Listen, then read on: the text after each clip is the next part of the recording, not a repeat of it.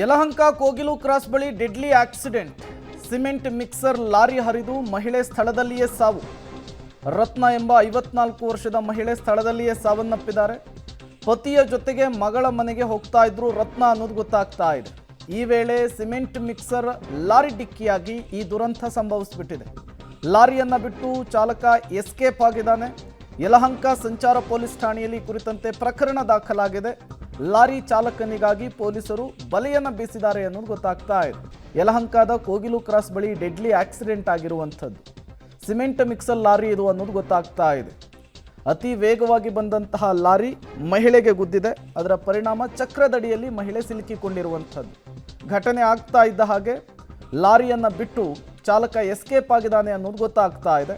ಯಲಹಂಕ ಸಂಚಾರ ಪೊಲೀಸ್ ಠಾಣೆಯಲ್ಲಿ ಕುರಿತಂತೆ ಪ್ರಕರಣ ದಾಖಲಾಗಿದೆ. ಪೊಲೀಸರು ತನಿಖೆಯನ್ನು ನಡೆಸ್ತಾ ಇದ್ದಾರೆ.